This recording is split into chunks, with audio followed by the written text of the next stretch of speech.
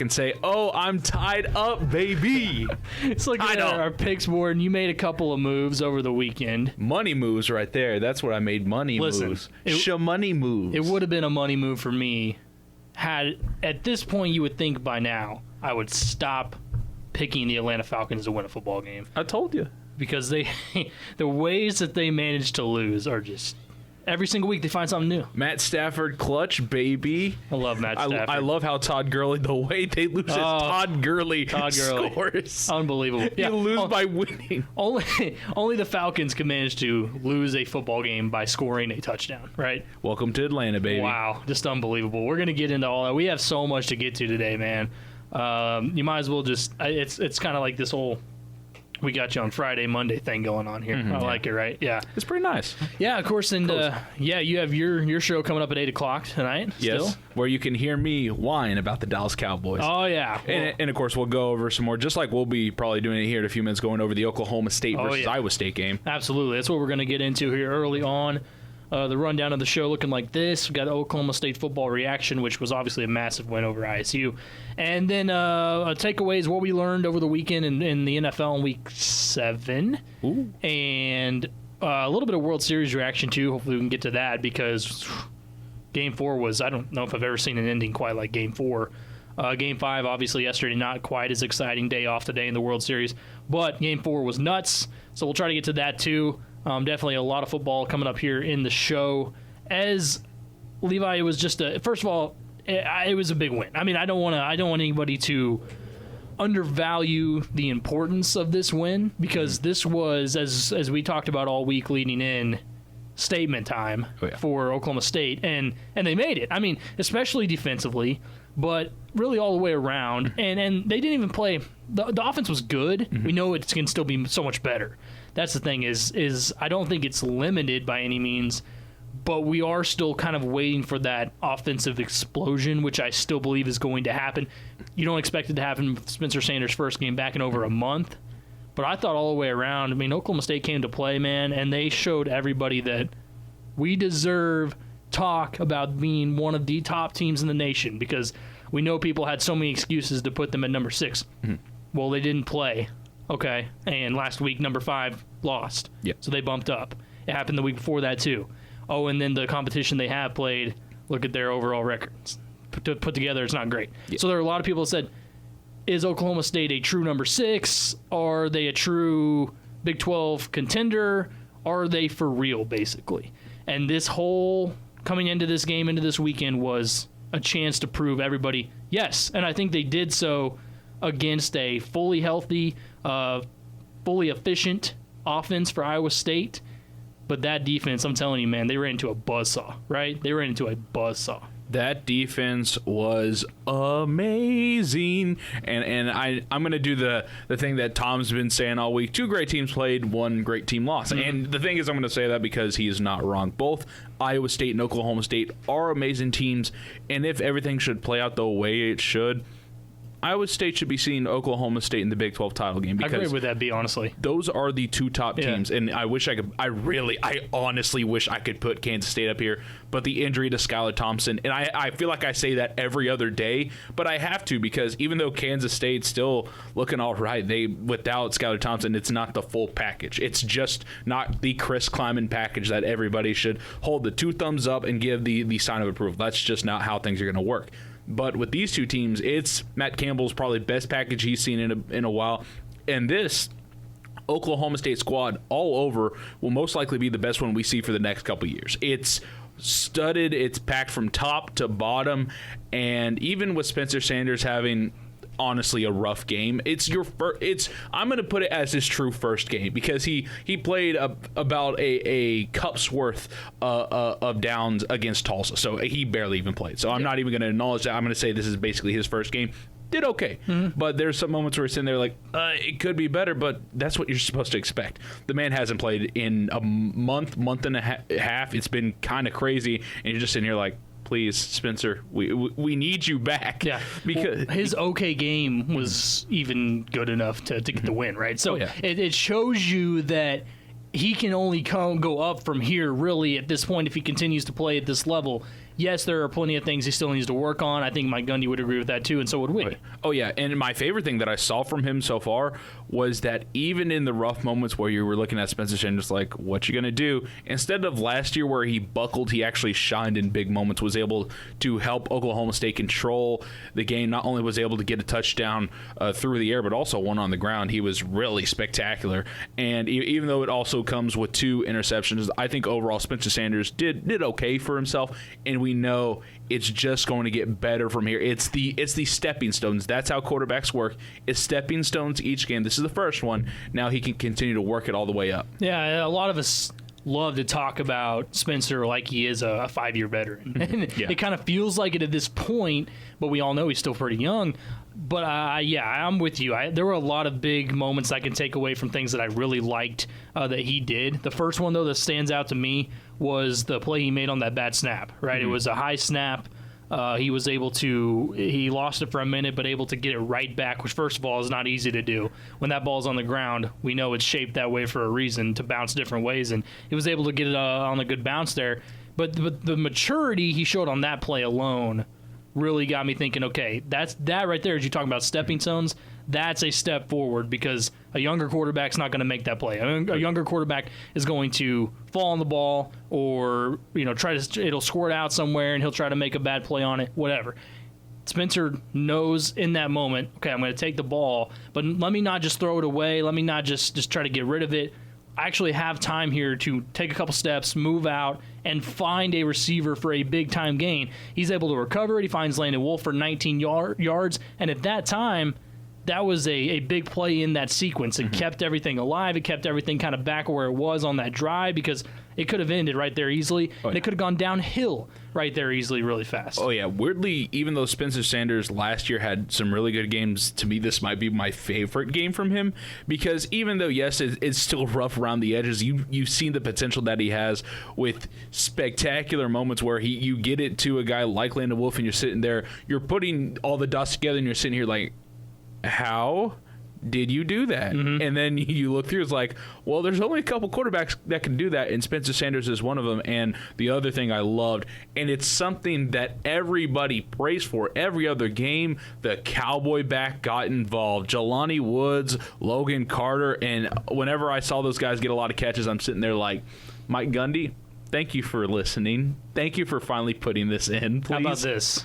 This stat is crazy regarding the Cowboy backs, which, by the way, to me, okay, since I've been here, I'm considering the Cowboy back as more of the one that actually just blocks. Oh, yeah. When they start catching these passes, to me, they're true tight ends, okay? And Jelani Woods showed that, and when they finally gave him a shot, it was a great play on the touchdown. I love Jelani Woods. I think he actually has a lot of ability right there to go next level at the tight end position, because we know he blocks well. The block he made on Spencer's rushing touchdown was incredible. It was the reason he got in. Oh, yeah. So he definitely is able to block. The hands, I know, have been somewhat of a concern, but not yesterday. But how about this? With Logan Carter and him, every single pass caught by those two was resulting in a first down and or touchdown. You'll love to see it. Every single one of them. They move the chains, and that's what tight ends are supposed to do. You're able to get them on third down situations. You're able to get them on short and intermediate situations when you have a true tight end. Why do you think Iowa State's offense runs so well with them? Oh, yeah. They have 3 of them that can do it at any time,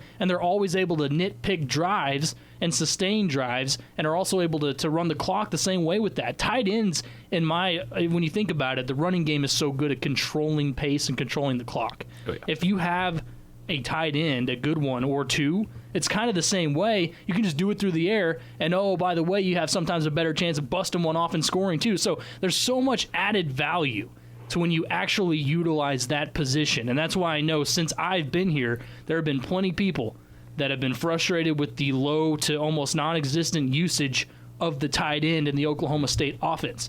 Once they realize that, and two, for Spencer, when he realizes another weapon, another legitimate weapon, because you look at Tylan Wallace, who's always going to be there. We saw him make big plays again, always. You have Dylan Stoner. You have Landon Wolf. I mean, you go down the list, Braden Johnson, guys that are electric at the wide receiver spot. And if you have another weapon added to, oh, yeah, I've got 2 studs in the backfield, this offense, well, that's why we say the limit there. Because a stepping stone as well was utilizing the tight end, something they haven't done a lot. And you want to elevate it to the next level, Get more guys like Jelani involved. Oh, yeah. Not only that stepping stone, but Spencer Sanders connected with not 1, not 2, not 3, not 4, not 5, not 6, not 7, but 8 different people. That's amazing because last season it felt like the Dylan Stoner, Tylan Wallace show. It was early this year too for Shane as well. Mm-hmm. And you've heard me on here this entire season. That's been one of my main points every single weekend is get the ball to somebody else. Mm-hmm. Because once the defense has to respect other guys, it opens things up for Tylan, which, by the way, he doesn't need very much room to work with. Mm-hmm. But when all of a sudden the double teams are fading a little bit and the safeties are moving over because, oh my gosh, Dylan Stoner's catching 4 or 5 passes and I got to respect this a little bit more in the center of the field, next thing you know, Tylan's one-on-one with a corner and he's going to win that 10 out of 10 times.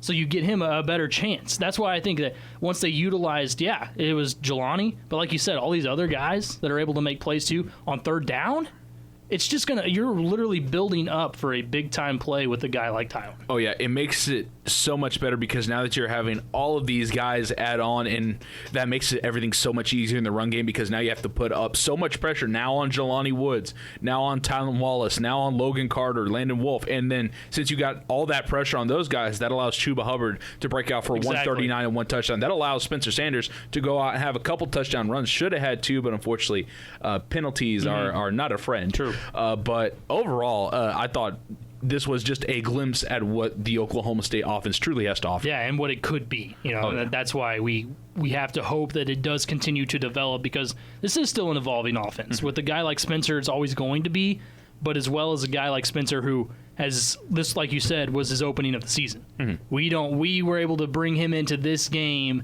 which first of all was tough enough. You're asking him basically to start your season against Iowa State. Okay, you're not starting against Tulsa. You're not starting against West Virginia now or Kansas. It's Iowa State. Oh, yeah. Throw him out there and he has a performance like that. For the most part, it's good enough. And in this situation, that's all you need because you are running things in the Big 12. You don't need at this point big-time dominating wins. Mm-hmm. As long as you keep scratching out the W column with the way the other teams are playing in the Big 12 as the whole, you are going to put yourself in a situation where you are 100% in control of your own destiny and ultimately trying to find yourself in the championship game. And obviously the promised land is the playoff, which I think at this point, their defense, if anything, is what's going to ultimately get them to that spot. They are so good, man. We saw it again here against Brock Purdy, who has lit up Oklahoma State in the past. He was averaging over 350 passing yards against them in his career. He didn't go over 200. Nope.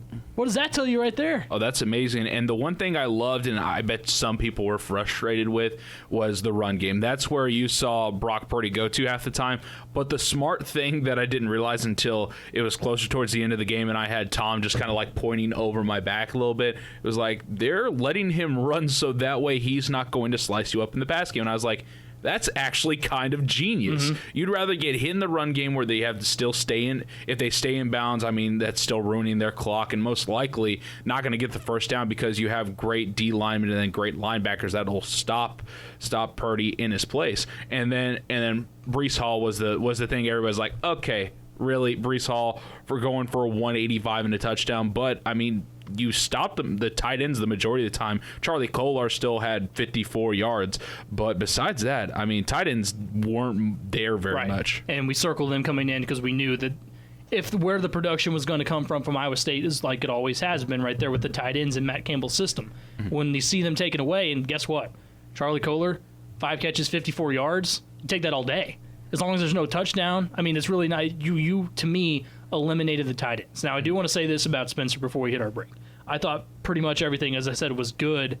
But the 2 interceptions, that's something you can't have multiple picks in a game, okay? I will give one of those to being a excellent defensive play by Iowa State. The tip and then Rose just to be smart enough to maneuver his way to go get it. I will give one to Iowa State, but one of those is definitely his fault. And let me counter this. Let me counter you. Because the second today started, okay, I've had multiple people, I've heard them talk about it. That was a great defensive play, is what they say. But think about it. If you go back and you watch that tape, and I saw watching it live, mm-hmm. He's rolling out, he's scrambling out to the right. He's got 3 different receivers running those straight routes across the field, the drag routes. And I think he was trying to get to Tylen, right? Maybe. It was either Tylen or it was Braden, whichever one it was. You were staring him down the entire time, okay? Which is something we know that he's got to improve on. You were staring him down the entire time. The linebacker was able to read that. If you watch the play in slow motion, Dylan Stoner, from the beginning of his route, starts dragging across the middle of the field a little bit more towards the second level, and he's wide open. He is wide open. I'm going to show you the play. I'll have to here again. I want you to see. And you can tell me if you think he could have made that throw, because it would have been a situation where Spencer sees him coming across the field and would have had to throw more across his body, which is tough for some quarterbacks. I think Spencer can do it, but I'm telling you, Dylan Stoner would have made the catch, and he was wide open. If anything, it goes for an incompletion. You stare down whoever that was. I think it was Tylen. You stare him down over there towards the sideline where your linebacker is right in front of you. I wouldn't have expected more of a tip than I had more of a secondary player, a cornerback or safety making a play on the ball still. He didn't get the read right. So when there are people that defend, and that's fine. That's fine. He made that. That's true. The linebacker, he got his hands up, and that was a good play. But there was an opportunity for him to make a play. So what I'm saying is, and obviously the second interception was bad. He tried to squeeze in a tough spot. Again, stared down a defender. Yeah, that was obvious. And that was like the tiniest of tiniest holes. Yes. And unfortunately, you sat there as like, yeah, that was inevitable. And the ball wasn't thrown hard enough for it to get there. There was too much air under it, and the safety was able to read it the entire time. So, but what I'm saying is, when you do have 2 turnover-type games, later on against an opponent that, because we're going to run into it at some point. I love the Oklahoma State defense. I think they're completely legit.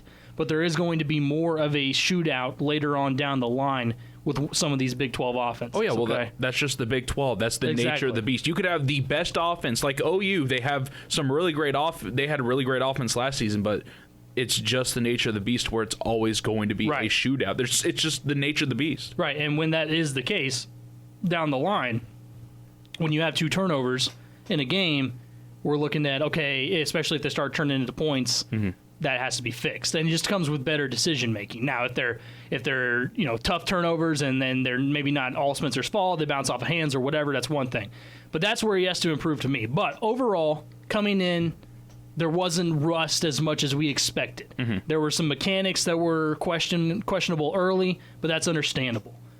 By this time, as long as he stays healthy, to me, he's going to continue to develop every single week to where he gets to the point where Mike Gundy hit on it a bunch in the post-game conference that he loved his composure. I completely agree. Oh, yeah. His composure, even in adversity, when they got down early, he didn't hang his head.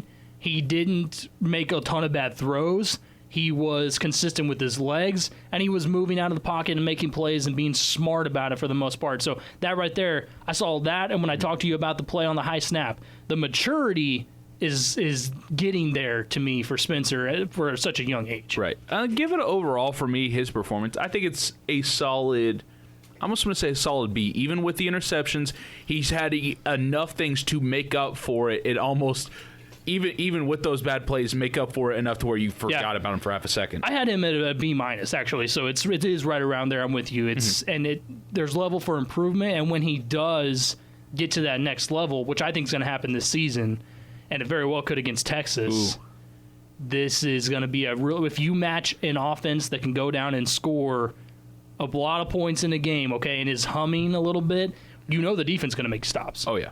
This is one of those teams that, they really are starting to become more of a dark horse. Oh, yeah, definitely. And just remember, in case someone forgets, horns down.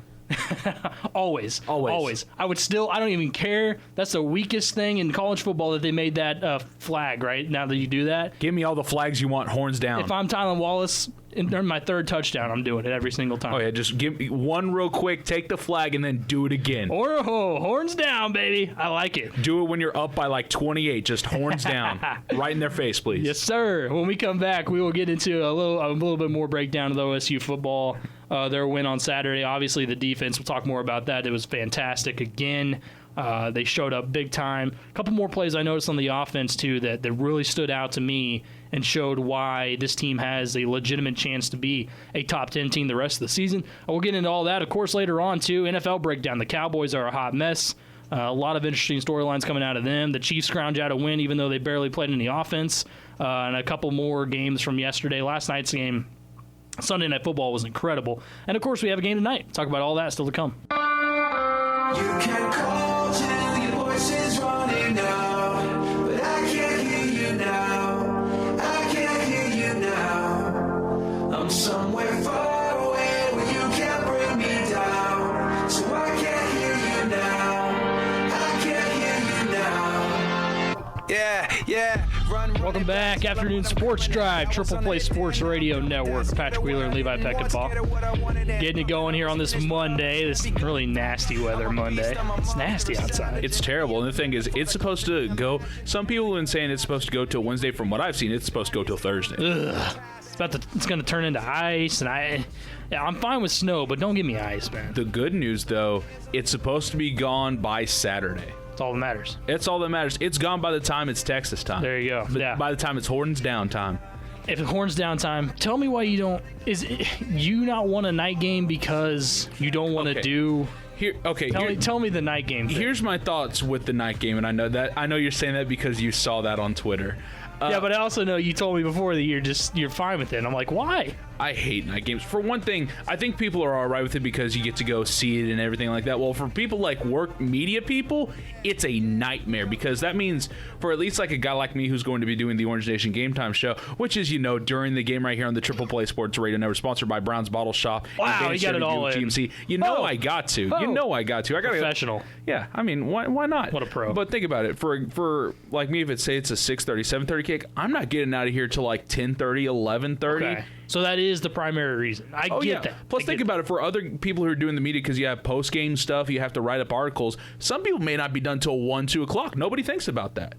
Okay. I mean, that's why, see, that I don't have an issue with it now because you're not doing the Orange Nation Game my Time typical show. Duties, are not involved right now with COVID. As a viewer, it's a gorgeous time. And here's the thing. Eventually, we're going to get a night game, and I'm going to be sitting here at 11 p.m. drinking some coffee. But until then, I would like my 3 p.m. game so that way I can get out at about 7 o'clock, and I can go down the street and get some tacos. Oh, that's always a solid night. Well, I'm confused because, well, I'm not confused. I guess that's the wrong word. I'm pretty sure, and I guess kind of worried that we're going to get another 11 a.m. kickoff, possibly with Kansas State. It's supposed to be announced soon. Have you seen the time? Oh, yeah, that one's at 3 o'clock. You already saw the time? 3 o'clock. That's what my tweet was about. It's 2:30, 3 o'clock, back to back. Never mind. Thank you for updating me on that because I was actually looking for it and I couldn't find it. So. I feel the love, Big 12. I feel the love. Thank you, Big 12. We appreciate it. This kickoff here is at 3 o'clock. There were a lot of people upset because they wanted the night game with Texas, but also it's Halloween. They wanted that spookiness, right, of the whole thing. I love the 3 p.m. With Kansas State on ABC. That's an ABC game. That one's going to be interesting because you don't really see Oklahoma State ABC. Baylor was supposed to be ABC. Yeah, that's it's weird because Oklahoma State is not really usually associated with like being on the ABC. It's not. I think that they've done enough right now where they need national exposure, more national exposure. Fox is Fox. It's fine. But yeah, ABC, you're going to have people flipping through. Where's my show? Oh, wait, what is this? ABC? Oklahoma State football. Well, let me just tune in, and then next thing you know, that's a good team. Disney's pulling the strings, man. Well, I'm just excited because Disney is, speaking of Disney Plus, bringing back Mandalorian really soon. Oh, yeah. I have actually not seen the first season. Oh, you got to watch. And here's the thing. I'm a on and off Star Wars fan, so I've been watching, and like the most recent trilogy has me the most disappointed. So, but from what I heard from The Mandalorian, it redeems. It is. It's the best Star Wars thing since the original trilogy. It is. So, or at least even like maybe somebody's watched like the animated stuff that I heard is really good, but I heard like this is like top tier stuff. Oh yeah, it'll drag you back in for sure. It's really good. I'm not just saying that, but that is one of my favorites, no doubt. I'm pumped that it's back. Oh, that's perfect because I got Disney Plus so I could like hit my nostalgia because I'm one of those guys I like to watch the old fashioned cartoons because I think some of them are really interesting and really funny, especially the old Goofy cartoons. Those are hilarious when he plays like all the different sports. I think it's hilarious. But whenever they bring their own content on there, which I'm really excited for WandaVision. WandaVision looks like it's going to be amazing. Are you a Marvel guy? Well, I've been here and there. Have you watched the Guardians of the Galaxy Yes. movies? Okay, then that's all you need for me to get the clear. Because if you Okay. watch because to me, I think the Guardians of the Galaxy movies are the best. They're amazing. I like Marvel. I was upset when they canceled the Punisher. Oh on yeah. Netflix. That- Oh yeah. They canceled like about 4 different television shows that were on Netflix. Had to throw them on Disney Plus. Yeah, which I mean, I don't know if they've had new seasons on there though. No, not of the Punisher. I wish they would, but it's not a Disney Plus thing. It's too yeah. it's too rated M for Disney Plus. Honestly, well, hey, they did finally release the New Mutants, so maybe you might get a little bit more. If they hear me on here, they should know that I need it, and it's good enough for them. One more season for Mr. Patrick Wheeler. One, just only one. I'm not asking for a lot. Hashtag one more season. Hashtag one more season, get it trending. Yeah, you can get it trending. And by the way, follow me at DPattyWheels and at Levi Peckinpah. Bingo. Twitter, follow us. Free advertising. Yeah, absolutely. Of course, we always on game days give updates and stuff too, and takeaways. And one of my favorite takeaways, as I said from Saturday's game, was Oklahoma State threw a touchdown to a tight end before Iowa State. Who would have thought that? None of us predicted that one. It was a great time. Here in the studio, I about just wanted to yell the roof off this place. Yeah. And if anybody listened to me, I probably did. And by the way, I'm sorry for your hearing if it's affected from it. But Anyone had headphones in, it might have been. Headphone warning. That's how it is every time on the Orange Nation Game Time Headphone show. warning. Because what I do is whenever we score a touchdown, I get loud because I can't be in Boom Pickens right now. I get loud, and it is what it is. I'm sorry. Warning, big time warning. Something that stood out to me offensively again on Saturday was Chuba's now more into that flow. Mm-hmm. And he finally got to rip off a couple of them, and the touchdown was vintage. Okay, I think you're able to see what sets him apart from other running backs, and mainly one of the main factors is the balance. That dude is able to, when he plants his hand down, okay, and all it does is it takes that 1 second to kind of reset himself, and he's gone because he's going to hit the hole, and he's really patient.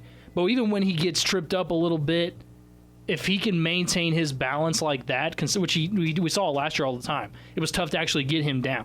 Mm-hmm. That's what next level loves to see too. Oh, yeah. Running backs that are not going to stumble up on initial contact and are able to. But that play right there, that was almost next level because of what his awareness and balance was through the roof. On that play, that was another one where headphone warning was needed because whenever I saw that, I was the most impressed. And I'm always impressed by Chu because he continues to show why he's one of the best running backs in the nation. But with that, I was just sitting there like, all right, let me go through the list of running backs that I know in the NFL or in college football that could probably do that. And I was like, oh, there's only a couple, and one of them is Chuba Hubbard. Whenever I saw that, I was just I was baffled because the balance and the awareness of Chuba Hubbard to operate the way he does it's no one else truly has. There's a couple in there in the NFL that I can think of, but like in college football, no, there's only one Chuba Hubbard, which I mean that shows why a lot of people have him as one of the top running backs going into the NFL next year. Yeah, no, it sets him apart, no doubt. And if he can maintain that in the NFL, I mean, that's next level stuff. I think it's really, and something else that we know he's worked on a ton this offseason, and we got to see him first play of the game. They opened up with a screen pass to him, and it nearly broke even bigger than it did, which was a great play. I mean, Robert was telling me this morning that they were going to do that, and they drew that up in the offense, and Casey Dunn had that working into the offense this year. And it kind of surprised me. Yeah, when he said that, he's like, he implemented that into the offense this year, and it kind of surprised me. I was like, the screenplay wasn't as much of a factor last year, and I guess it wasn't really. So, but the fact that Chuba has worked on his ball catching ability out of the backfield, because it's something that I said immediately this offseason, and you know as well too, watching the NFL, they don't want you in the NFL anymore if you can't catch the ball out of the backfield consistently. Mm-hmm. And with Chuba, which he's shown the ability to do that more and more this season, which is great. If you can open up, and that's the thing too, I was kind of surprised they didn't go back more to the screenplay every now and again, just kind of break things up and see if they can catch Iowa State off guard. Mm-hmm. But when you get a team like Texas, for instance, this Saturday, that will bring a lot more pressure, because there were times Iowa State wasn't bringing enough pressure. I was like, why are they not rushing as more than they are here? When that happens, you're going to be able to bust one every now and again with Chuba through the air. Right, and I think I saw several times where they were just bringing three. Yeah, they were just bringing three. And I was sitting here like... I didn't get that. I understand like they have some really great D tackles and D ends, but also I was sitting there as like that's gonna bring pain for you. They were dropping more into some nickel and occasionally dime package, and when that happens, like I understand with the receivers that Oklahoma State has, you want to cover the entire field and make sure you don't get burned. But part of the game plan I would have thought going in for Iowa State was to bring pressure as much as possible on Spencer Sanders. Yeah. And allow him to, or force him, I should say, to make some maybe tough plays, force him out of his comfort zone, and that type of thing. So I was kind of surprised about that. At the same time, I got to give credit Oklahoma State for how banged up their offensive line is. That was a really good job. Oh, that to me was a great job. I don't remember how many times truly Spencer Sanders, if he got sacked, but the offensive line held up really well. Yeah. I almost want to say it was like one of their best performances, probably, if not their best, sure, no because doubt. it's going up against one of the top tiers in not only the Big 12, but I mean just one of the best defenses probably in the nation. I mean, Iowa State is really that good, and to be able to go out there and fend them off, I will just give full credit all to Oklahoma State in that offensive line, especially, I mean, because with those exits early in the season, everybody was just so cautious, but then once you switch Tevin Jenkins to the left side, so that way you got Jenkins on one side, Sills on the other, that's the perfect balance for an offensive line, and it's just able to make kind of just this great thing where you also have Galloway in the middle. It's perfect, and you're able to work those young guys in and kind of help teach them the ropes on how to be a great offensive line in the Oklahoma State system. Yeah, no doubt. And defensively, real quick, we'll just look at it. We'll break it down more throughout this entire week, no doubt. But defensively, I thought they, again, showing that they were legit and holding Purdy to under 170 yards passing. I mean, that's his fourth lowest single game total in his career. So that shows you right there that they were all over, not allowing him to make plays through the air. And we all knew, a lot of us knew that Oklahoma State's defense was showing signs of being to that next level, but they needed a game against a team like Iowa State with an offense that they have to kind of seal the envelope, so to speak. And for the most part, I mean, yeah, Breece Hall, he's going to be Breece Hall. I didn't ever really expect, as good as the OSU defense is and how dominant they've been, I didn't expect them to bottle up a guy like Breece Hall. To me, he's not quite Chuba Hubbard level, but he's right there. He's next level running back. He's fun to watch, and he went off for a pretty big game with multiple big gains down the field as well. But when you end up being, I think one of the bigger plays, obviously Malcolm in the first quarter. Oh yeah, he's able to get pressure untouched on Brock Purdy and force him into that really bad intentional grounding penalty, and ultimately results in a missed field goal from a distance. And imagine if that hadn't happened, okay? They're able to continue that drive at that point in the game. There's so many moments where you look at, too, defensively and say, if they hadn't have done that right there, they hadn't made that play right there, this could have gone the completely opposite way. Well, think about it this way. If both Oklahoma State and Iowa State didn't miss their field goals, that'd be tied going into overtime. Right. And I don't want an overtime game. No. I just I believe in Oklahoma State's offense, but I do not want them to have to go past regulation at any point, especially in this game.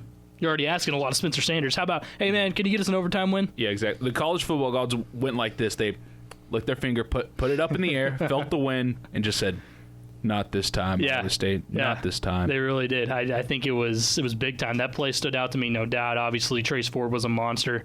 3 pass knockdowns. He had a sack, and Colby Harvell-Peel got another pick. It was an amazing grab, by the way, on the Gray Reed. What is that? It's 2 or 3 now for him on the year. I have to double check, but I had him before the season with Jason. I said he's going to go over 5. I took the over, and he's well on his way. On his way. Oh, yeah, especially with how many teams will be going up against next. I mean, expect more to add up. Obviously, Trey Sterling was next level again, too. He's been great all year, so had a big pass breakup on Kohler. How about this? I gave the name on Twitter, Tanner McAllister. Yeah. Tanner McAllister, and then I also gave it Trey Sterling, the SWAT team. I like it. The enforcer of that team is Trace Ford. They should have get merchandise that says SWAT on the back. Yeah, exactly. They need the vests going into Boone Pickens Stadium. Walking with the vests. Yeah, and for their bodyguard, it's Trace Ford, since he's been getting a lot of pass deflections. Been jumping up. I think you're onto something there. Hey, if they end up taking that idea, just give me a T-shirt and we'll be okay. Then you're going to end up having fans walking into Boone Pickens with SWAT vests on, and they're going to be like, what are you guys doing? This can't. This Be like, it's a thing. Don't worry about Yeah, it. You'll see it in about a couple minutes when you guys are crying. be like, okay, we'll take it for now. Yeah, Exactly. Yeah, I think it's a good idea. It was an obviously dominant performance on defense again. Really, really fun to watch. We'll break more of that game down, as I said, later on and throughout the week too. Only got Levi for the rest of the hour, so when we come back, we're gonna get into a little bit of NFL action. His Dallas Cowboys have made him have the sad face for quite a while now. But there was one takeaway from yesterday's game that was really, really brutal. We'll talk about that coming up next. You can call till your voice is running out, but I can't hear you now. I can't hear you now. I'm somewhere far away where you can't bring me down, so I can't hear you now. I can't hear you now. Yeah. Run it back. Welcome back, Afternoon Sports Drive, Triple Play Sports Radio Network. Yes, Levi, I did play this song. It was back to back on accident. Hey, I okay? can't blame you. This is like whenever I play Blinding Nights, at least. I almost want to say once a week, twice a week, because I love the song. I'm sorry. That's just how it is. I have a rotation of like 20 plus songs, and then separate, I've got 2 songs, and one of them is Funny Things by Thundercat. Love Thundercat. Okay. And then I like 'em. The song that I love the most, I love Blinding Lights by The Weeknd. Love It's it. a classic. That whole album is just, It's a forever banger. That's one that's going to go in my all times. And, Yeah. And I play it, I say almost like every Monday, and then like probably on Wednesday or Thursday whenever I forgot if I played it or not. So you're at least going to hear Blinding Lights one time tonight if you listen to the Ocala Sports Student Section from 8 to 10 Monday through Thursday on the Triple Play Sports Radio Network. Hey, it's good stuff too. Make sure you tune in 8 to 10, and I like the time, honestly. I mean, it's good. I'm kind of jealous. It's cool to have a night show, Yeah. in a college town. Oh yeah, it's nice. The problem is it's going to be like tonight when I'm going to get frozen in. Yeah, you may not make it out. So Oh no, I'm gonna have to order I'm gonna have to get DoorDash to just come get me out, just to open the bring door. me food, but also open the door. Yeah. Please open the door. It's frozen shut. Get an ice pick. As long as you tip them, they're fine. Yeah, tip them like $5. Be like, all right, bring me the ice pick. Let me out of here, please. Hey, man. I've been locked in. Jordan can't get me out. Hey, and I'm sorry, but I might be too far away to help. So. You'll be watching Monday Night Football. Don't even lie to me. Okay, so I'm actually going to be busy, is what I meant to Yeah, say. you go busy. Okay. Watching football. Okay. Hey, it's like basically a sport in itself. Okay, if you do what I do on Sundays and you flip to so many different games, One. yeah, it's Okay, exactly SpongeBob, it's just SpongeBob one, arm movement. 2, Yeah, 3, and then your arm pops off. pops off. It should the way I do it. But tonight's going to be an interesting matchup. Yeah. Between just is. like subpar offenses and really great defenses. Two really good defenses, and with the Rams and the Bears, the offenses, the Young limp noodles. the Rams are just, as I say, really boring because they do have a lot of, I think, explosive pieces there. Oh, when you say boring, have you met the Chicago Bears offense? Even more boring. Even more boring. Okay. I said Chicago, and I about fell asleep midway through the word. They're the worst, easily the worst 5-1 team, as you said. Exactly. And here's the thing. It's going to make me mad whenever they win tonight. Oh, okay, you got them winning? Oh, no. Well, here's the thing. We both picked the Rams. I'm not changing. Okay. Don't get me wrong. Okay. I'm not changing, man. I was going to say, come on now. No. I want to stay even going into week 8. All right, that's fair. Because those picks that I made, that I was like, and the one that I had the most frustration with, it was the San Francisco New England pick. And if we want to get into that real quick before we hit the top of the hour, I'm very glad that I went San Francisco because Cam Newton did not look good, man. The whole Patriots team didn't look good, but especially Cam. Yeah, you're right. And I don't want to blame it on because he, had COVID and he's coming off from. I don't think it was that, but I do think it's sort of the stoppage in his play. Do we want to blame this on Bill Belichick? I'm getting there. Okay. Want to blame this on bad drafting, not drafting any weapons? Yes, partially. I'm still going to partially blame this on COVID because half their team is gone. Okay, defensively, yes. The fact that they had so many guys pop out. Yeah, I mean, Dante Hightower That's a problem. That's a problem. But here's the thing. It was a bad game overall for quarterbacks because Jimmy G was terrible as well. Yeah, well, 277, two interceptions. He didn't do anything. They hit him. I bet I honestly need to look at this stat and see how many times he threw the ball in the second half. Jeff Wilson, career night. I mean, that also tells you why Matt Breida is now in Miami. Jeff Wilson, 112 yards, 3 touchdowns. How many touches did he get? How many carries did he get? 17. Yeah. And they ran the ball like crazy, okay? And they do all the time, and last year they did, and that was the Niners. That was their identity, was we're a hard-nosed running football team, and it ultimately came back to bite them in the Super Bowl because Jimmy G's not that great. Now this year, like for instance, yesterday against a team like a Patriots squad right now, who yes is depleted on defense, but if they cannot answer on the offensive side, they will never, ever have a shot this year, okay?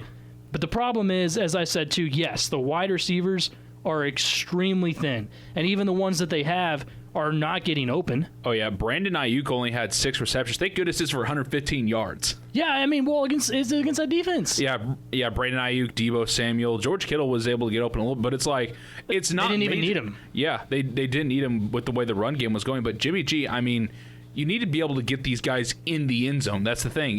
You can get all these yards, but if you're not able to put up those big points, which thank goodness you have running backs and a fullback that likes to shout out Kyle Juszczyk. But, I mean, if you're not able to get anywhere else, I mean, you need the passing game to offset the run game. Like Cam Newton and with San Francisco, you need the pass game to offset the run game. The problem is they didn't have a pass game or a run game. It was strictly kicking. Yeah, it really was. And Cam is just, look, I was after the game with Seattle, okay, he looked awesome. He looked like vintage Cam. He was making plays on the ground. His throws were precise, and he was standing really tall in the pocket, under pressure sometimes, and still making big throws. Against Seattle's defense, I get it, but he was looking really, really good. At that point, we were looking at all these other GMs that passed going, what the heck did you guys do? Yeah. You just gave him to the Patriots for basically less than $1 million, and look what he's doing. Now, the game after that against the Raiders wasn't great. Nope. By the way, that's where we kind of saw some, okay, we're getting a little worried. Then COVID hit him. Then he comes back, and oh my gosh, it's just, it's off the cliff. Yeah, it's off the cliff. Just, this is off the rails for the Patriots, okay? Because they're not going to get better. I mean, I would think this is the difference, okay? With Tom Brady at the helm, they were able to hide a lot behind Tom Brady. That receiving core that they have, they were able to hide it behind Tom Brady. Now, I will give some credit to the receivers, though, too. They were also getting more open.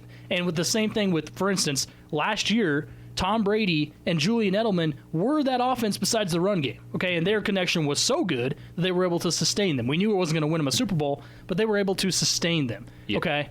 The year before, we still had Gronk, and then things were different. But he was good enough at the quarterback where he was able to make plays with basically nobody at the receiver core. Cam, who I still think is great on the ground, I am starting to question the shoulder. The shoulder was what we talked about coming in this year. Was it going to be healthy?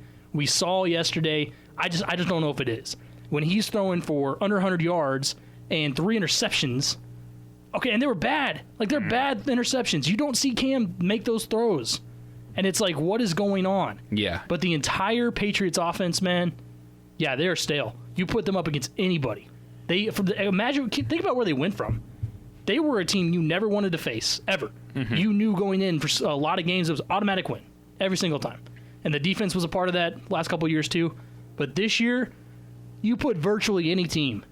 I mean, I can't believe I'm saying no. I can't. No. I'm going to say it. You might want to go to commercial before you say it because I know what you're about to say. You don't say that. I'm going to say it. Don't say that. The way that the Jets played yesterday against the Bills, they may have actually had some sort of chance against the helpless Patriots. I'm glad we're at the end of the hour because that statement makes me want to walk out.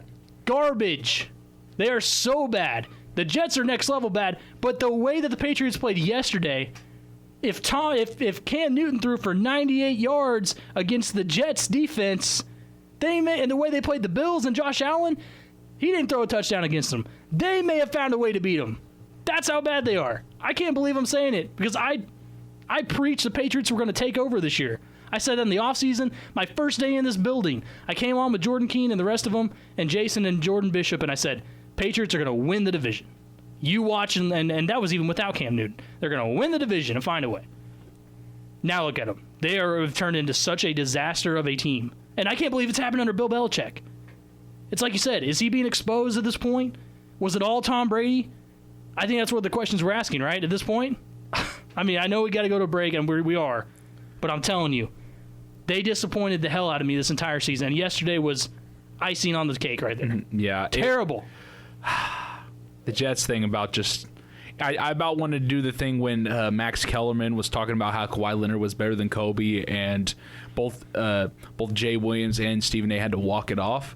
I about just wanted to do that, saying that the Jets might beat the Patriots because, I mean, even with Cam Newton struggling, with honestly everybody struggling because on the offense, like, you can't have Damian Harris be your leading running back. You just can't. But, I mean, you can't also have Jacoby Myers be your leading wide receiver. Everybody on that team is underperforming in every single way. Julian Edelman can't just have one catch. He wasn't even targeted in the first half. No, he wasn't. He wasn't targeted until Jared Stidham came in the game. Yeah, Rex Burkhead can't have 3 receptions. It's just unbelievable. Jacoby Myers can't be. You need your other guys to get involved. Where's N'Keal Harry at? Where is Julian Edelman? Where are all these various guys? Because that's painful. That is very painful. It's straight pain. But before we go to the next, I just want to see who they play next. Okay, they play the Bills next. I'll be favoring the Bills, but guess who they play? Waxed. Guess who they play after the Bills? Jets. Yes. Let's go. I feel like if New York comes around and wins that game, we're going to come back to this. I'm going to cut this audio and play it and say, look at what the Patriots have done. Please do me a favor. Pick the Jets. I will pick the Jets. Let me see what happens with the Bills, and I'm telling you, I am this close. You won't do it. You won't do it. Give me a weekend. You won't do it. Give me a weekend. I hope you do it because that way I can get another point. I'm trying to get that. I'm trying to get that jersey, Makes man. Me so fired up, dude. I'm telling you, I'm fired up about the Patriots being terrible. When we come back, the Dallas Cowboys are a mess. Got a lot more NFL stuff to get into. The Chiefs won, barely even had to play offense. So much stuff I got to get into still. Now we're number 2. Levi, my dude, I appreciate it as always. Glad to be in here, and now my blood pressure's up a little bit. I know it is. Sorry I had to hear that crazy take. I got the hot take out of the way on Monday, though. So yeah, that means you got the rest of the week to just chill. Yeah, just make sure next time you give my Cowboys a good bashing for me. Oh, I will. You'll make sure to tune in because it's going to be good. Yeah, make sure to tune in. Don't forget, call in 405-533-1020 if you have any questions for Patrick. There you go. We'll come back after this with hour number 2 next. Feel like I'm gonna puke, cause my taxes are due. Do my password begin with a 1 or a 2? Been a hell of a ride, but I'm thinking it's time to grow. Metronome. Man, I'm up to something. Ooh-dee-la-dee-do, thank you all for coming. I hope you like the show, cause it's on a budget. So ooh-dee-la-dee-do, yeah, come on, here we go, yeah, come on. Here we go. So put your best face on, everybody pretend you know this song. Everybody come hang. Let's go out with a bang. I'm way too young to lie here forever. I'm way too old to try. So Welcome into hour number 2 of the afternoon sports drive. let's go out with a bang. Triple Play Sports Radio Network. Patrick Wheeler here with you. Big thanks to Levi Peckinpah hanging out with me that first hour. Appreciate him as always. I didn't do a lot of good stuff. Again, don't forget you can check out his show, O'Cauley Student Section, tonight at 8 o'clock, 8 to 10 p.m. I'm kind of jealous of that night slot. It's kind of cool, actually. The night show in the college town. Now, it would be better, obviously, and I'm sure it has been in the past when, students are actually out about getting to do more stuff. But still a lot of fun. So you'll get it. We got so much to get into in the second hour. Try to pack in a lot of stuff. That first with Oklahoma State football, there were a lot of things I took away. And I really do think that it was very important that the offense was able to come out and put up points on the board in different ways. You don't want to become a one-trick pony in college football because those teams get faded out pretty quickly. But when you can add weapons and you can do different things with your weapons, like Oklahoma State showed on Saturday, that lets you set yourself apart from the crowd a little bit. And I think Oklahoma State they're absolutely deserving. By the way, they stuck in this 6th spot again. Didn't move. And that's pretty fair. That's about where they're supposed to be. But it was a massive win. Don't get it twisted at all by some people thinking it wasn't a big win, because it was a big win. Overall, when it comes to the defense, this team came out and showed that we're not just going to be good, we're going to continue to be the X factor every time we play. How about the fact that they've only allowed 48 points through the first 4 games of 2020? That's the fewest points ever allowed by a Mike Gundy coach team over a 4-game stretch. Ever. And this is his, 16th year? The last one was in the 2012-2013 season. They had 7 tackles for loss as a defense, 4 quarterback hurries, 4 pass breakups, 3 sacks, a forced fumble, and an interception. That's a pretty good day. Pretty good day at the office. Held Iowa State to 7 first-half points. That's the fewest Iowa State has scored in any first half this entire season. They also, here's the big one for me, held Iowa State to 3 of 13 on third down conversions. 3 of 13 on third down conversions. That right there is going to win you a lot of ball games. You could have a very subpar offense, and if you're continuing to stop the other team like that on third down, you've given yourself a massive advantage to win the ball game, no doubt. So there were plenty of good things again to take away from the defensive performance. On offense, though, when you flip it, if you look back at the Jelani Woods touchdown drive, first touchdown drive, how was that set up? That's where I think we need to take a little bit away from, is how that touchdown was set up. You look at it and you have the touchdown throw, which was great in itself, but ultimately to the point where they got to that spot, you get it set up by the way Oklahoma State can keep dominance this year. What do I mean by that? I mean, when they get a big chunk gain on the next play, or the first play, I should say, 16 on the ground from Chuba Hubbard. Okay, you get a nice chunk gain there. Next play is to the air, and Spencer goes straight to Tylen for 19 more yards. Then it's a touchdown right after that. You set it up with 2 big plays to your 2 big-time players. And notice I mentioned actually all 3, the 3-headed monster there. When Spencer, Chuba, and Tylen are all 3 connecting on the same series nonetheless, a lot of times it's going to result in success for Oklahoma State. When that continues to happen, you are going to find yourself in the end zone more often than not with this OSU offense. And that's what we saw on Saturday. When they utilize their big players and they go up against a defense that they're able to get chunk gains off of. Oh, and then by the way, we're going to set it up with a touchdown pass to a tight end. A touchdown pass to a tight end at Oklahoma State. And it's not Blake Jarwin. Jelani Woods, who I think, again, I really like. I love watching him play. If you go back and you watch Spencer's rushing touchdown, watch where the block comes from Jelani. He lined up in the backfield, and he laid a beat down on the linebacker coming up trying to make the play. It was awesome. And it allowed Spencer to finish it off, which was a great run, by the way. A really tough, gritty run, able to get to the pylon. And that right there showed us, okay, the legs are good, because it was impressive. The legs are good. We needed that answer for us in this game as well. Was he able to scramble? Was he able to be mobile? And I think it kind of set things where they're supposed to be at this point for Oklahoma State. You basically get to end the 2 quarterback talk. I know that Coach Gundy pricked up a bunch of ears this past week when he said, yeah, you may even see Shane Illingworth in this game. Tim Brando comes on Fox. Yeah, we were told by Mike Gundy we might even see Shane Illingworth in this ballgame. The only time you were ever going to see Shane Illingworth in this ballgame is if Spencer Sanders was going multiple drives without getting anything done.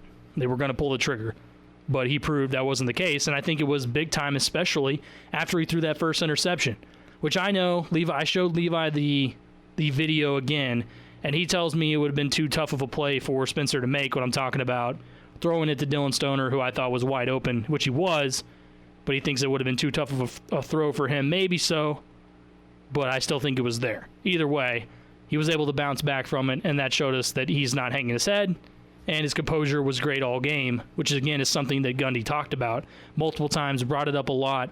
He really, really liked what he saw in that department from Spencer Sanders. Able to keep that composure, able to keep that maturity level about him throughout, even in tough situations, and it results in a really big-time win for Oklahoma State. When Spencer goes, everybody goes. And we saw that again on Saturday. Big time. Again, the defense, one of the main reasons they were able to succeed and get their ball back to the offense so much was because they stopped that tight end core. That was an Iowa State team that came in with, if you heard the Orange Nation tailgate show, Jason Elmquist and myself talked about it plenty, that Charlie Kohler is really a next-level tight end, and he will be playing in the pros at that position.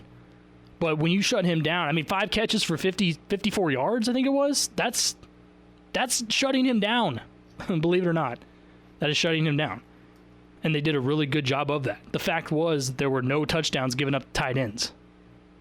And when you take that away from an Iowa State offense, all of a sudden, Brock Purdy's having a tougher time. And I think he underperformed. I was expecting a lot more, even against this OSU defense. I was expecting a lot more out of Brock Purdy. And I think he underperformed. However, at the same time, running into such a good defense, it was a bad combination for him to succeed. I can't talk enough about Trey Sterling's breakup against Charlie Kohler. That is an NFL-type play right there.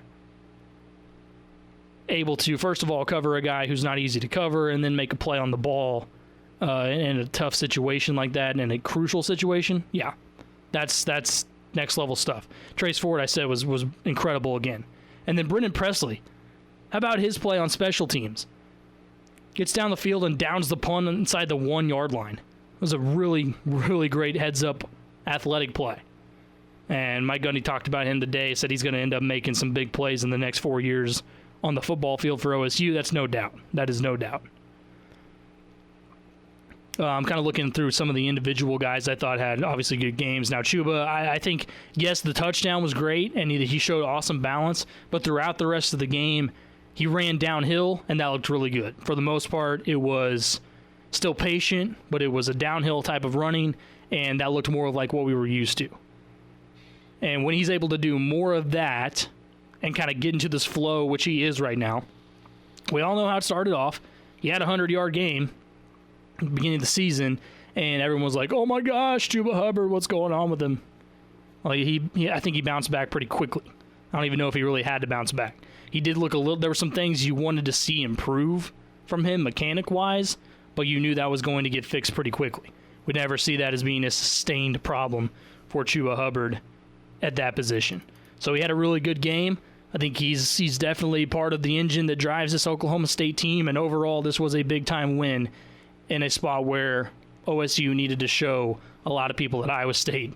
Doesn't matter. Doesn't matter who it is. They're going to go down. And this defense is absolutely to be taken seriously. They proved that Saturday. Everybody comes in knowing no matter what offense from here on out, Texas, OU, Baylor, K-State, doesn't matter. They look at what has happened so far in the Big 12, and there's going to be some problems scoring against this OSU defense for the most part. When we come back, the Dallas Cowboys, they've got a lot of problems. But yesterday, something happened in the game that we got to fix. I'll tell you what that is coming up next on the Afternoon Sports Drive. I don't wanna wait for our life to be over. You have it, but you take it how you left it.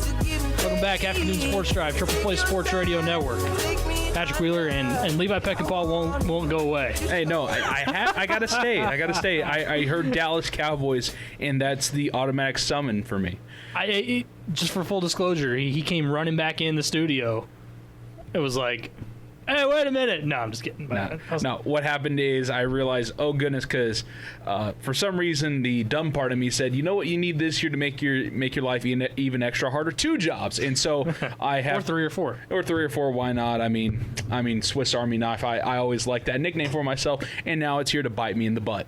But so I have to convert audio in the other studio, which is going to take a long time. So I figured, why not drop in one more segment? Next door, just come on over. Well, it's always a party when we get it going in here. And it's always a party when we talk about your Dallas Cowboys.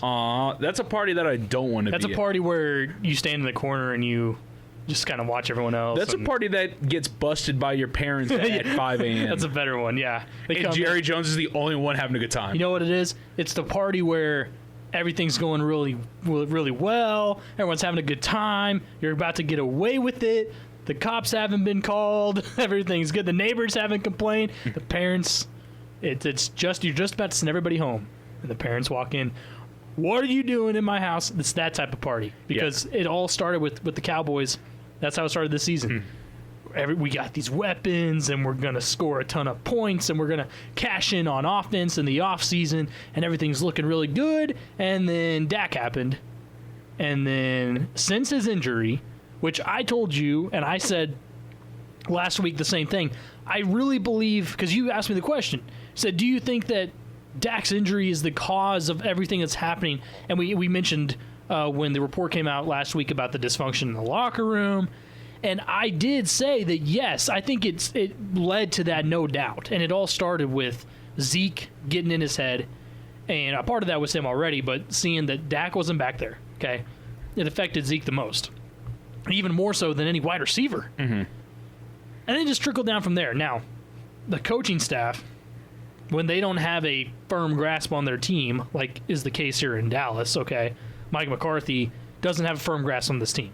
He might as well not even be there at this point because, first of all, no one cares about him and no one listens to what they have to say. Can I give you my take on what's going to happen? Give me the take. Which some people might consider this a hot take.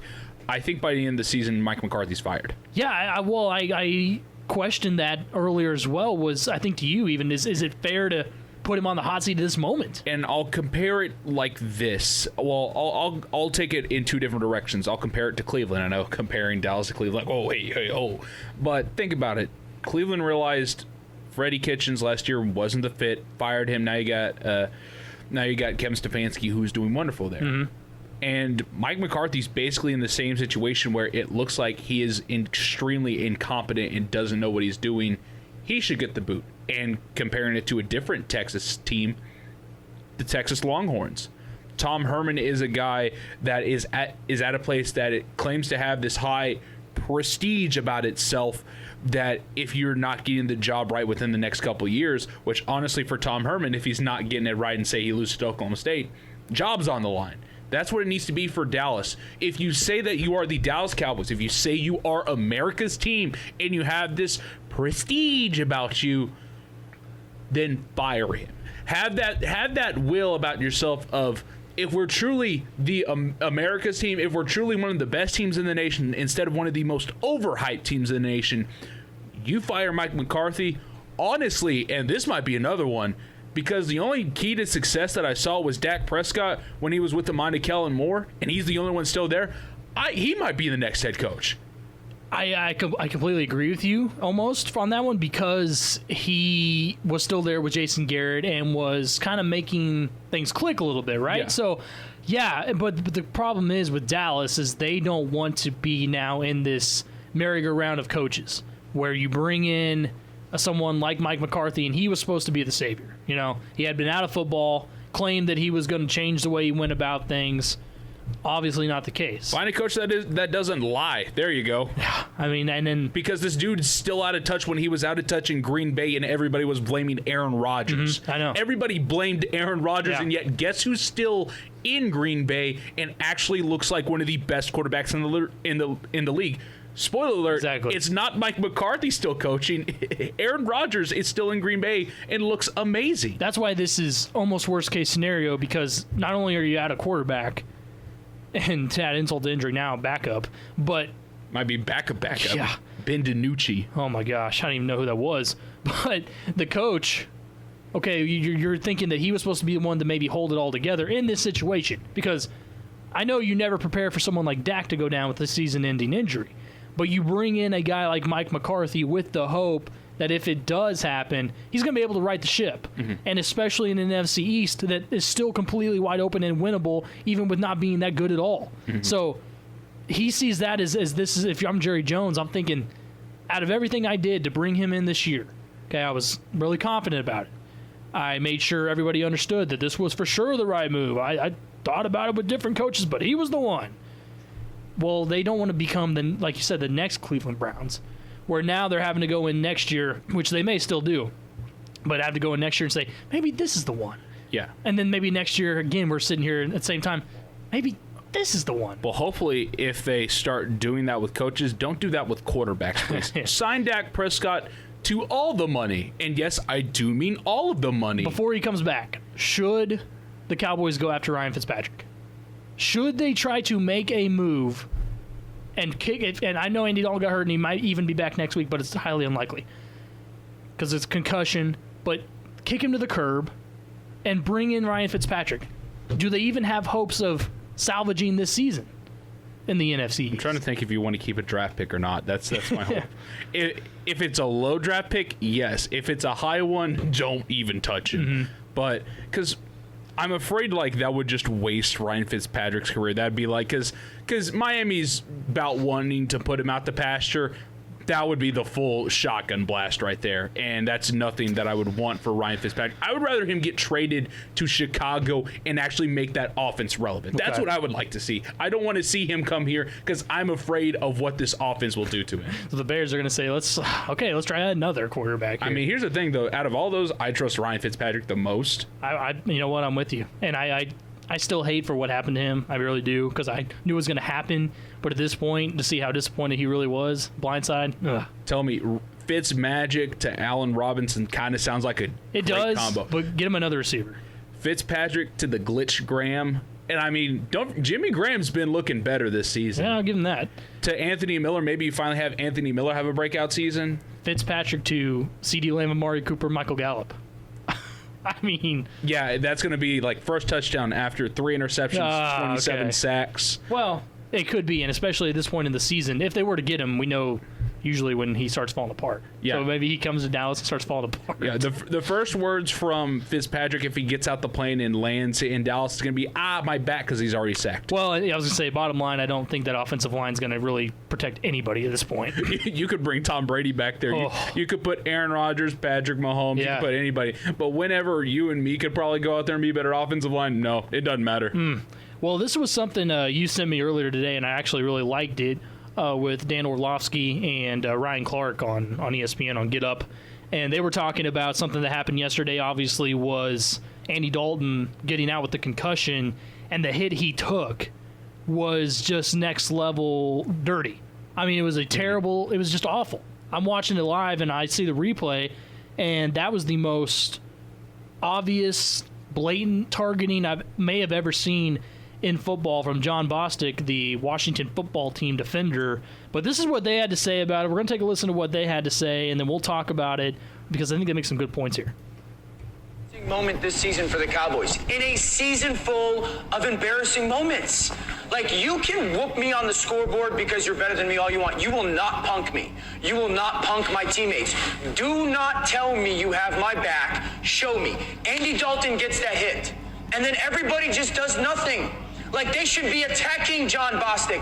I would be coming off the sidelines as the backup quarterback if I watched my starting quarterback get hit like that. Don't tell me it's about backup offensive linemen. Don't tell me that. Zeke Elliott, CeeDee Lamb, Michael Gallup, Amari Cooper, you're all starters on that offense. You guys should be in John Bostic's face, showing him that that is not going to happen on that day. You can beat us because we're not good enough all you want. But the fact that you did nothing is so embarrassing. It shows me, don't talk to me about scheme fit in Dallas or that the coaches aren't putting players in positions to be successful.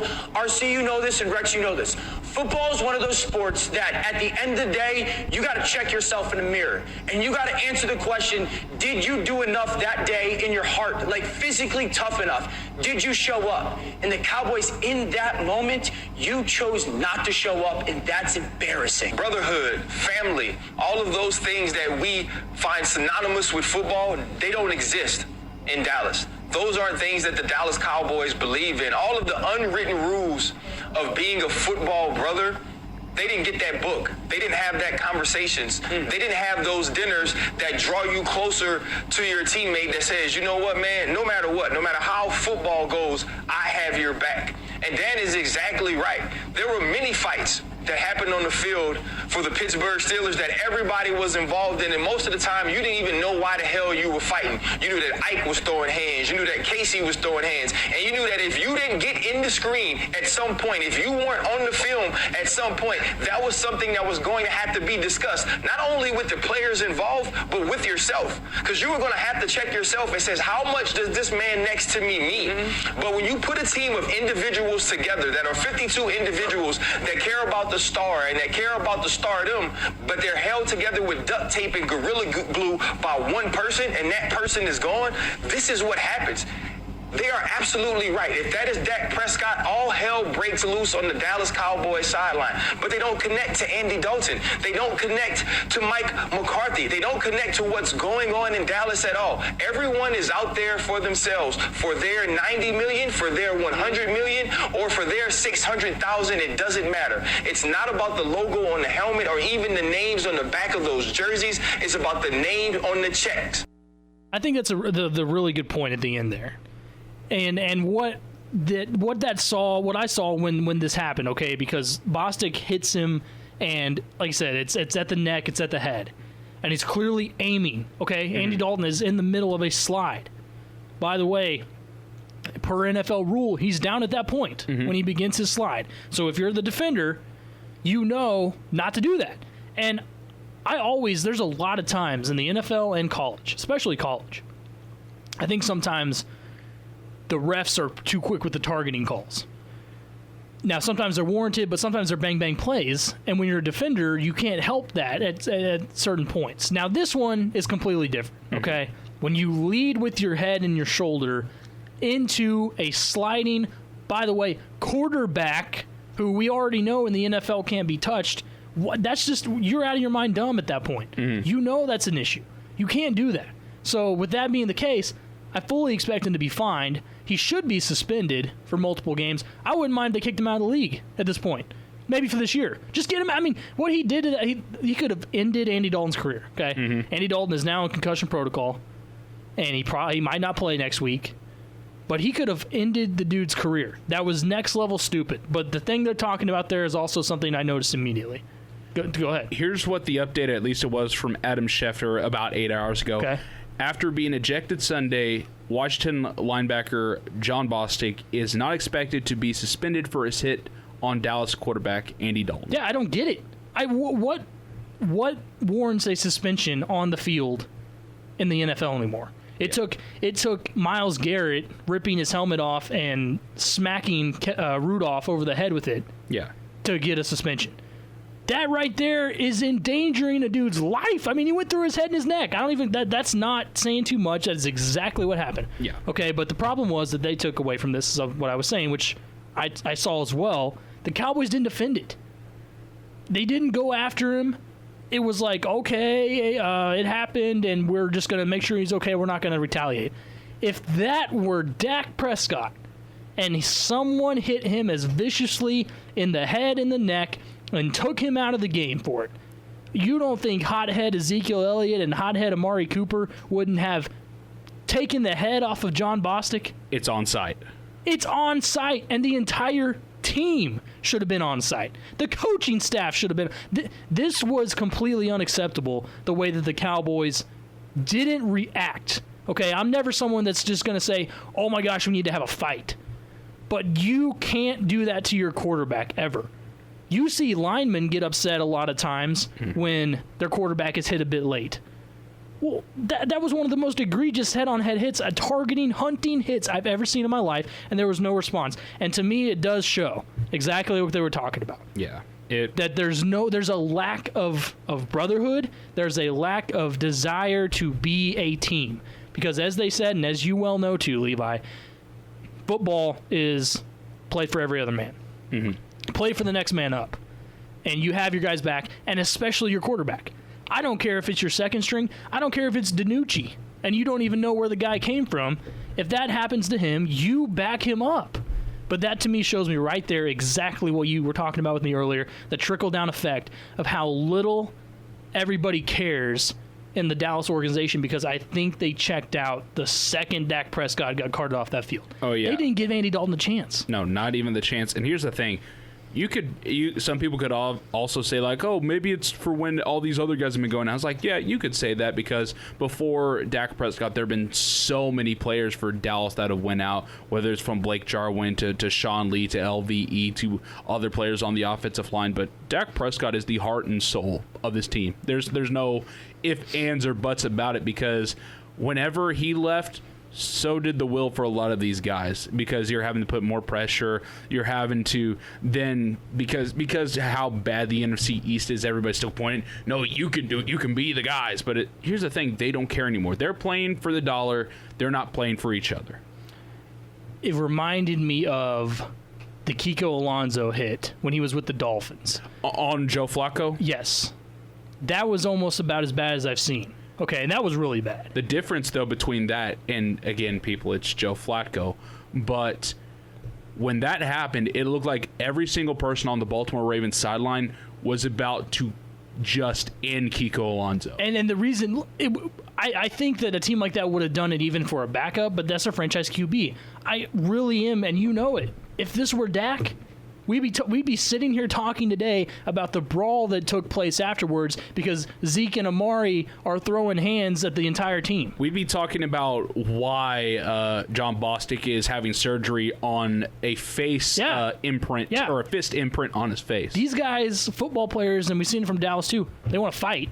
Mm-hmm. There's times where they want to throw punches and do extracurricular after the play. This was literally the free pass opportunity to do so. Exactly. It was the perfect time to square up. That's what it was. And and the only reason, maybe even that is something that warrants some type of suspension from the NFL. Mm-hmm. But if this hit right here doesn't warrant a suspension from the NFL front office, I don't know what does. To me, you can basically do anything you want on the field. You can attack a quarterback. You can hit him wherever you want. And the most you'll ever get is a fine. Yep. And to a lot of NFL players, that's no big deal. You start suspending them, it becomes an issue. I just don't understand how this cannot warrant that. But it does bother me. And, the Cowboys are my least favorite team of all time. But to see a team self-destruct like they have, when they're I've never seen a quarterback go down and this be the result, from coaching staff to the worst player on the team to the locker room. It's just dysfunction. It's kind of sad, isn't it? Well, the sad part is that if I were Andy Dalton, I'd be ticked off. Oh, yeah. I would actually be really mad. I would come up and be like, I didn't have any defense, okay? I didn't have anybody defend me in that situation. That shows me where I stand with this team.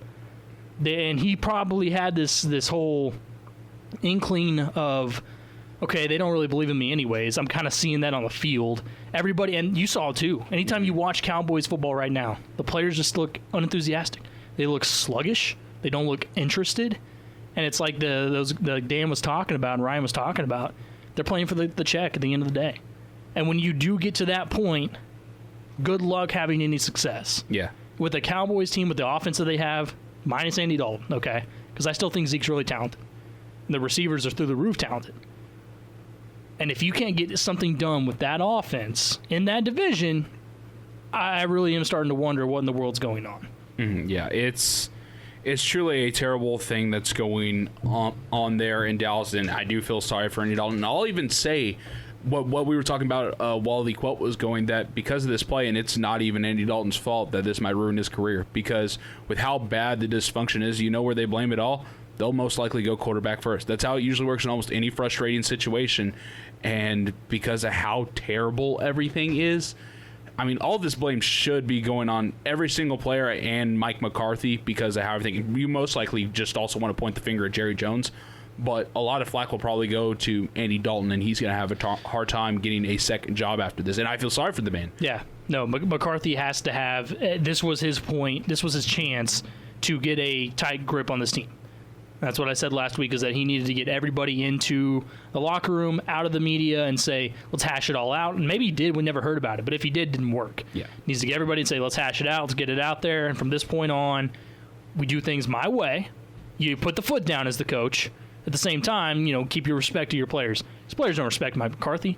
They don't care about Andy Dalton. They barely even respect themselves. Yeah, they're out there for individual performances, and this is not what you expect to see out of, like you said, America's team. I know they call themselves that, but if that's going to be the case, you got to play real football. This isn't real football. Can we transfer the moniker onto someone else, please? Yeah, I know. Because here's the thing, I told you on Friday, a guy on Twitter said the Raiders were America's team. So I would just do it so that way you can have Darren Waller on America's team. I'll take it. I'll take it. Would. Yeah, I'll take it. You would. But you see where non-Cowboys fans like myself get to poke fun? Yeah. Because when a meltdown of this proportion happens, we need to go back to the whole America's team thing. Yeah. Really? Yeah. It is funny for those that aren't Dallas fans. I just hate that I'm one of those guys that I realize what kind of a toilet bowl the Cowboys are. It's just, if it weren't at this level, it would be one thing to rip a team for being a bad football team. And we do it to the Jets because they're terrible.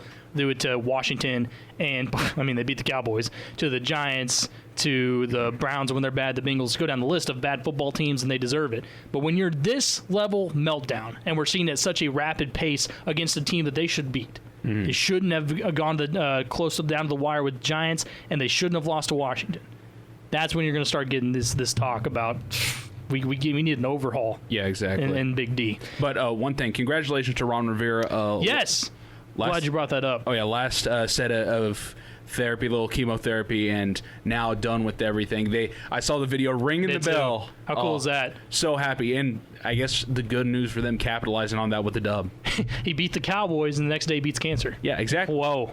That's man. And that dude was a fighter. He was coaching a professional football team while doing this. Yeah, he was doing everything to make sure he's staying on the field. IVs on the sidelines. Yeah, exactly. Wow. Yeah, it's crazy. That's next level fighter. That's the kind of coach you want on your team, Cowboys. Yes. Give Ron Rivera all the money, steal him from football team. Oh, man, good stuff. Of course, we'll have more on the Cowboys this week, too, and see what kind of drama they get into. I'm sure it'll find them at some point this week as well. We're just into it. It's only Monday. It's bound to happen. When we come back, Antonio Brown, he's back in the league, at least for now. But the question is how long, and will it actually work out this time? It's only try number 5, 6, 7, 8, or whatever it is. We're going to talk about that to round out the show here. This is the Afternoon Sports Drive, Triple Play Sports Radio Network.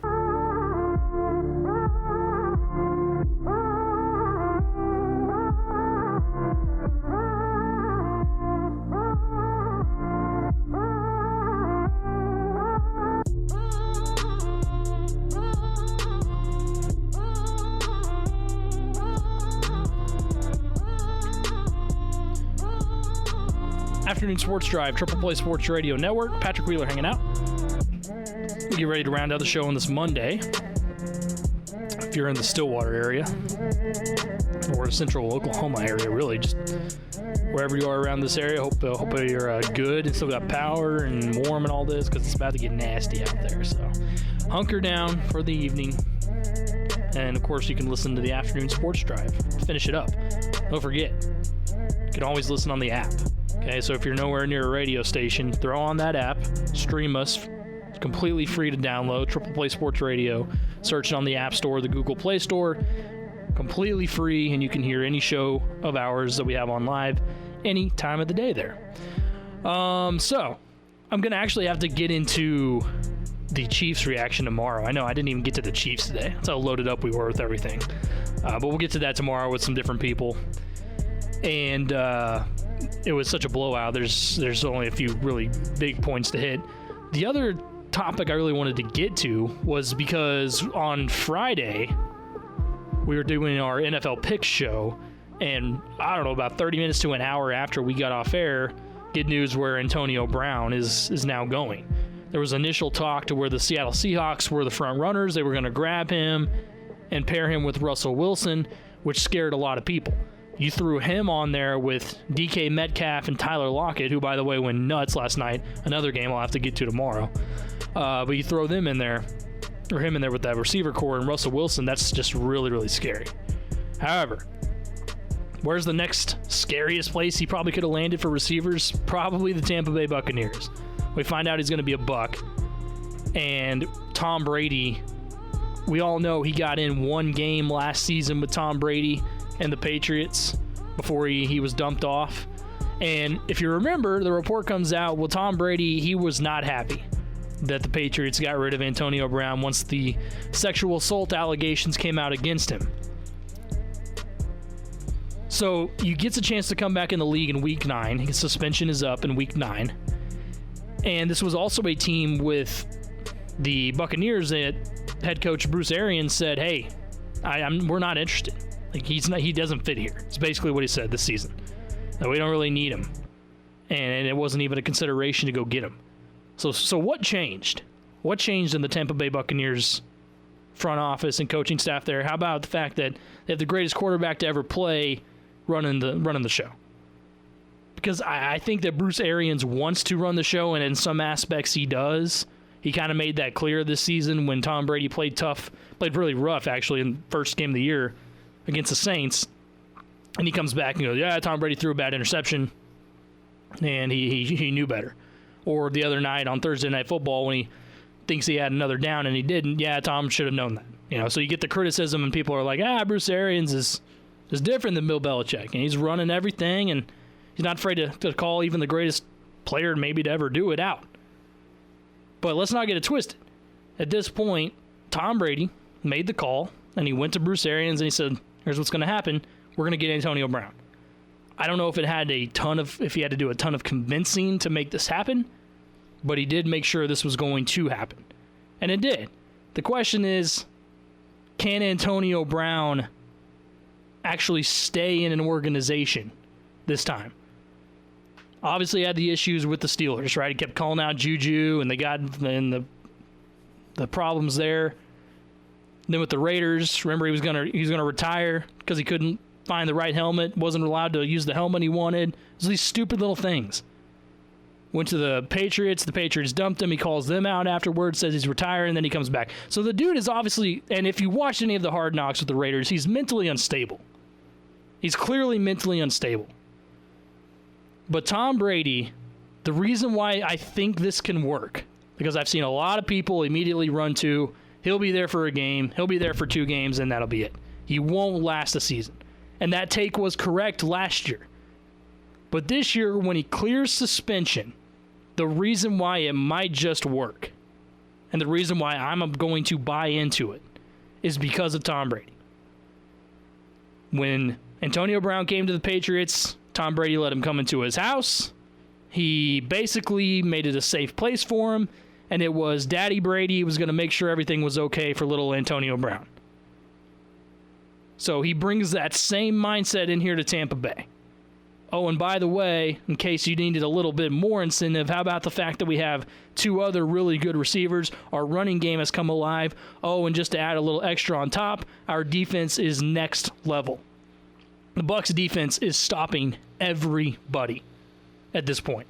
You throw all that Antonio Brown's way, and you tell him the only thing you have to do, because we know the talent's still there, we know the ability is still there to make plays, the only thing you have to do is don't be dumb. Maybe that's asking a lot, but don't go on Twitter. If I were the Bucs, I would say no social media. Don't go on Twitter. Do not talk to the media. Just do your thing on the field and call it a day. That's what we're asking. That's the payoff. And we have a real shot at getting back at the Super Bowl. Tom Brady's still showing he's good. He proved that again yesterday in what might have been his most complete performance with the Bucs to this date in the season. So you throw that to Antonio Brown's way. And even someone as mentally unstable as he is might even latch onto that.